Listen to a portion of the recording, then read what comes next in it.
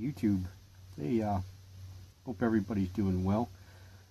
It's the day before Thanksgiving, and I wanted to do a few updates, and I have some tarantulas that need fed, of course. There's always tarantulas that need to be fed, but this is we're rat sitting for the holiday weekend. This is this little baby male rat. I think it's just a regular common rat. I fell in love with this little dude. I want to keep him. He's so cool. He'll just like crawl up on you and go to sleep. My daughter has two Dumbo rats that she's had for 2 years now, and they only live roughly about 2 years, so they're probably 2.5 years old actually. They'll just sit here and just let you pet them and scratch them. And but her biology teacher sent home this little one and two adult female rats. My daughter's rats are Dumbo rats, and the other rats that we were babysitting or rat sitting for the weekend are just common rats. So yeah, thought I'd put this little dude on camera for a little bit because he's so cool and so calm. Everyone's been holding him, and he'll lick you and he just cuddles right up with you. He's really cool. I'm not a mouse fan at all. I don't like mice. I don't like shrews. I don't like moles. They just kind of freak me out, but I've never had problems with the rats. So as long as they're not peeing on me, you know. So what I'm going to do is I'm going to do some stuff with the spiders, and we'll get a little piece of carrot or something for this guy and see if he wants to eat, or maybe a piece of popcorn or something. We'll get him back on film before the whole entire video is over. So yeah, he's not very big, smaller than my hand. Cool dude though. I'm trying to figure out a way now. I've sent spiders into Mr. Wrath at school, so I'm hoping maybe that if I say, hey, remember those spiders that I sent to you? I don't know what happened to this little rat. So, but we may explore getting a baby or two, you know, because we know that hers probably aren't going to live too much longer. So we'll see. I mean, they get big quick. So okay, well, let's get on with some other stuff, some updates, some stuff that I've rehoused, and some things that are coming up quickly. One of the things that, excuse me, there's a hair on the screen there, drives me crazy. A lot of people wanted to, sorry about the video here, wanted to get the update on was Chaos, the female Pteronochelys marinus, the OBT, that we rehoused into the Stairlight container. Now, in this area here, now you can see she's bent, she's up again. She, underneath her there, again, I'm not taking the lid off of this one, not yet. She's still not completely settled, and she's not established a real home. But here is where the cork bark was. She was in there the other day. Just her little front end and feet were sticking out. She had it all webbed up. Now she webbed it all closed, and what she's done is she's kind of like made this her home.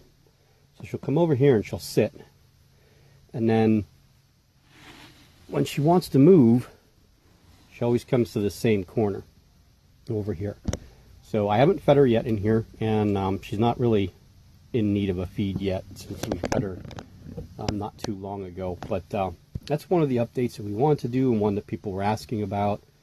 I would take the lid off if she was more in the middle, but her being that close to the edge, I really don't want to do it unless I put her into something bigger. And I'd just rather let her get calm and get used to her surroundings and not want to dash. I've had the lid off her twice.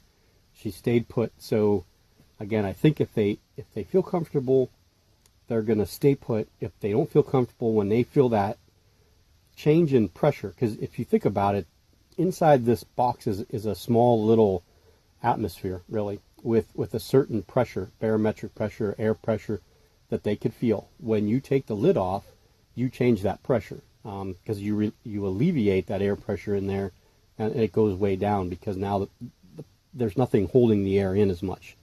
So it changes the way they are. So if they feel that and they're not comfortable, they're going to want to bolt. So I want to make sure that she's completely comfortable before we get used to taking this lid off of her and trying to film her. And this enclosure may not work out. I may have to put her into the other thing that's deeper. And you know, we're going to find out here in the next couple weeks. If I don't see her dig, then I'm probably going to move her. It's just that simple, you know. And we'll put the LP in here. Not that big of a deal, but I do want to make sure that she has what she needs. And if she's not getting it here, then we'll change it and give her deeper substrate and see what she does. Okay, so that's one of the updates that we wanted to do. Let's see what else we got. Okay, so I finally went ahead and redid the enclosure, well, completely changed the enclosure, completely different enclosure for the Chaetopelma olivaceum. And what I'm going to start doing at the beginning of the year, I'm going to get through this year, and I'm actually starting to script some of the videos that I want to do. Not really script what I'm going to say, but script how I want the videos to go. And I'll have my either the laptop out more or one of the tablets, so that when we have a spider like this that you have no idea what it looks like as an adult, because I don't have an adult, you don't see these very often. I could at least pull it up and show you a Google image of what they'll look like as adults. So this is the one that I said that they kind of like, you know, rocky areas, that they're found all over, underneath wood, underneath big flat rocks, in rock walls, blah blah blah. This is the only real Middle Eastern tarantula found in Israel, Turkey, Sudan, Egypt. I think there was a couple other places also. Greece, I think they're found also in Greece. So all through that area. So what we did, I'll show you.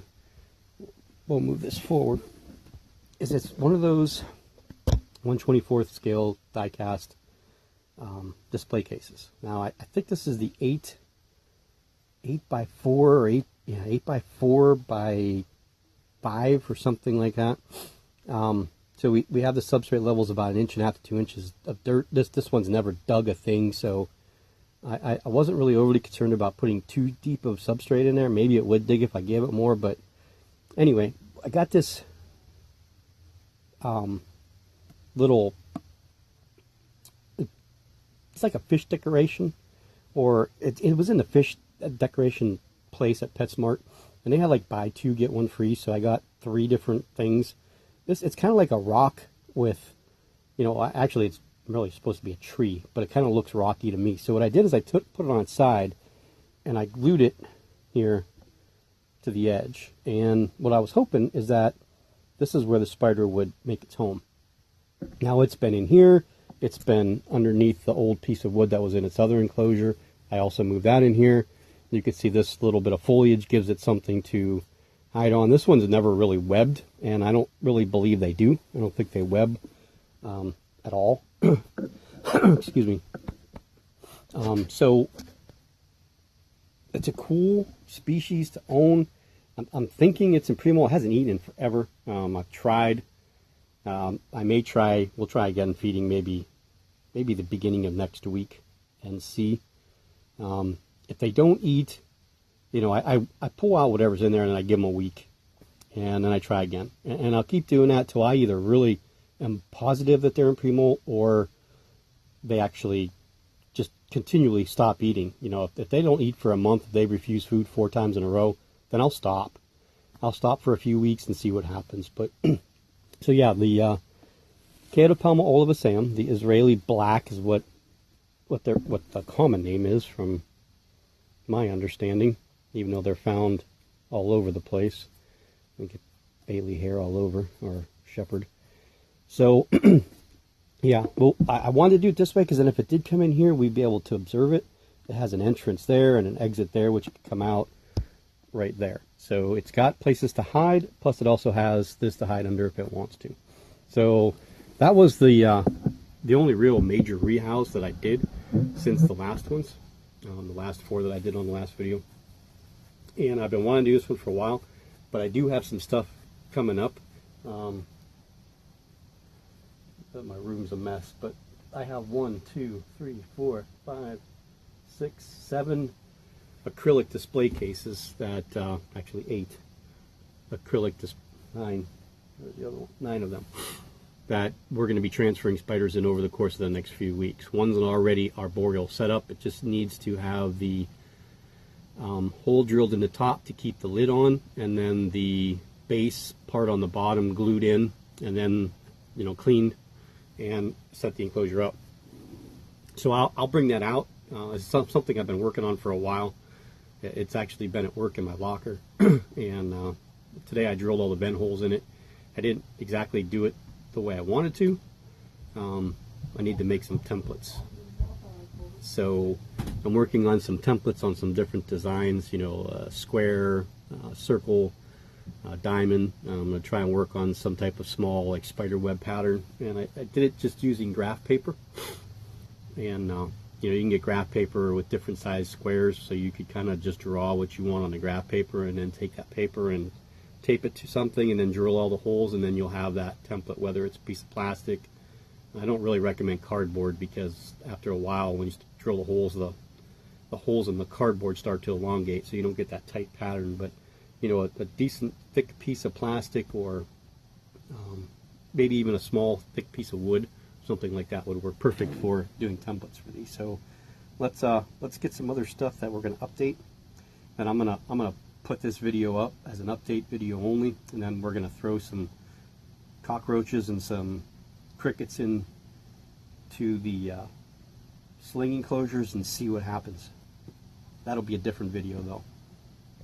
So here is the arboreal setup that I made. This is just, it's not the setup, it's just the enclosure really. I didn't really set anything up yet, but this is the size of it right here. This is what it comes in. This big, huge monster box. Measurements are on here somewhere right here. So they are 15.5 by 7 inches by 6 inches.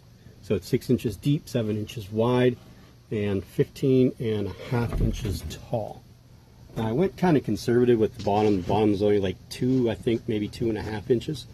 That's a metal hinge with just there's Allen bolts. I drilled the holes, and then there's nuts on the outside. So what I will do is tighten these once I glue this on, because this is not glued on yet. So this needs to be glued. You can see how I don't like that. And that's because what I did is I cut that with the Dremel tool with the cutting wheel, and then I tried to use the sanding part of, you know, the sanding wheel to get the rough plastic off. And I won't do that again. I'm going to use a hacksaw from now on when I cut any of them. Everybody seems to make it makes a cleaner cut. It did make, we dropped this, so we have this little piece here that kind of broke, so we're going to have to put a dab of glue on there to keep that in. But I just went with square design. This one I did too many holes on the top and the bottom. I don't know why I did it that way, but if you look on the bottom, that's the pattern. And I did this with a drill, so I wasn't completely thrilled doing it with the drill. I probably should have done it with the Dremel, because the Dremel seems to do cleaner holes than the actual drill does. And you could see what happens when you're holding, I was holding paper on there, and I just kind of taped it with masking tape and then drilled the holes. And I got, of course, the first one I did cracked. But you get these little scratches, and you get these little the splinters that, you know, are on the inside where the drill actually penetrates the other side of the plastic. But we have the same thing here, top and bottom, and I forgot to do some on the top, so I'll probably drill a series of holes in a line on the top just so that the air will come in and then can escape out the top. So this is going to either be for the Simulpaeus pulcher female, the Poecilotheria subfusca female, or my Avicularia morph type 6 Metallica female. I'm not really quite sure. I have 2 more of these, so it's not like I can't make one for all 3 of those spiders.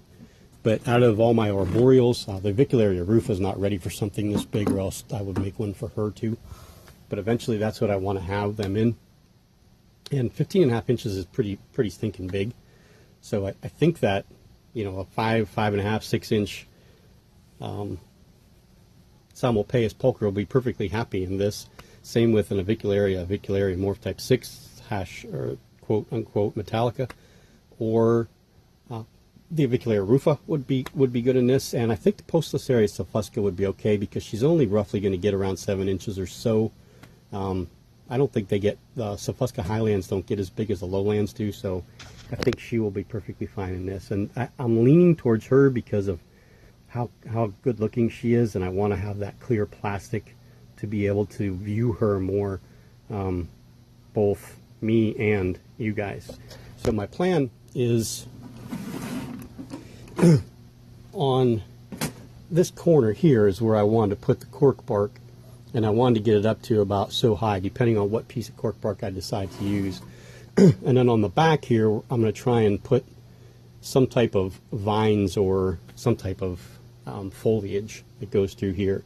And then the substrate will kind of ramp up, you know, and get to about this level here with some small ground covered plants and some leaf foliage, or leaf litter, I guess. Leaf foliage, leaf litter is what I wanted to say. And then we'll glue a water dish somewhere. And I wanted to get like some branches that come out, but I don't think I'm going to do that with her. I think I'll do that with the avicularia and the Chaetopelma, is get some, you know, branches that come out here, and then glue some stringy moss that hangs down, try to make it somewhat more appealing to the eye. But and these also are good for, they'll be great for you know, terrestrial setup, a terrestrial setup as well. I don't know that I would go with a strictly fossorial species in these, because I don't think that they're really super deep enough. But you know, I mean, if you put dirt 5 inches up there, you have a spider that's 4 inches. I think it actually would be fine in here. But yeah, so that's what we're doing with that. I'm looking forward to getting that set up. I'm sure that you guys are. You'll be excited when that happens. But everybody else, you know, just a quick scan of everybody. Excuse me. Everybody's doing good. I can't get anybody to molt. The annex is really moving. He's just bulldozing dirt. He just moves it from one side to the other. But I'm on a molt drought. The last spider to molt was the Chaetopelma rubronitans, which was a couple of weeks ago, 2 weeks ago, 2.5 weeks ago. I'm not getting a lot of spiders molting. So all these little dudes here, we go 1, 2, 3, 4, 5, 6, 7, 8, 9, 10, 11, 12, 13, 14, 15, and most of these are all going to get fed. Not all of them, but most of them. Little avicularia. But here is my Grammostola pulchripes, and her. That's a smaller one than the one I just showed you. That's the next size down. So she's doing great in there. And well, other than that, I mean, things are going good. Again, I'm on a molt drought for some odd reason, and I don't know what it is. I don't know if it's, you know, the temps, or there's some spiders that should be molting soon. Chaetopelma cyaneolaeum, or what we were calling the Homoioma species blue, I think should be close to molting. 2 more of the P. cancerides still need to molt. There's the little P. lugardi. This little dude's, he's a spitfire. We did have the Homoioma species right here. I think that's the Homoioma species blue, or Chaetopelma cyaneolaeum. Yeah, there he is right there. Cute little dude. Yeah. There's the tag. So yeah, that one molted. So that one actually was the last one to molt. And that was probably 4 days ago. So that one probably needs to be fed. The E. cyananathus is really doing some serious digging way down, farther down than it did before. Actually, this is the opposite side of where it actually made its burrow before. There's the C. darlingi. The C. darlingi is going to go into an enclosure lake. That one back there, where I have a spare one over here. We're going to move that one out into that. I do have another one of these green containers, so we'll have that one open and another green container that I can put something in. I just don't know what I would put in there, to be honest with you right now. Maybe somebody up in here, Grandma's pulk grapes, or the Holothelliense up in there. And this is the Chaetopelma emilia. So here's the mantises. They're doing well. Still don't have any baby manids out of the Tendidera sinensis. And whip scorpion still has not, Damon diadema is on a hunger strike, even though it molted. There's a cricket in there now. I just put in there this morning and it isn't eating it. So yeah, we got some stuff that we want to feed, and we want to check the C. elegans, see how she's doing. I've kind of let her go for the last few days and not really bother her. She hasn't been doing well. So okay, well, let's we'll get this video uploaded, and this one will either be first or the feedings will be first, depending on what I decide to upload first. So you'll either be seeing this after the feedings, or you'll be seeing this prior to the feedings.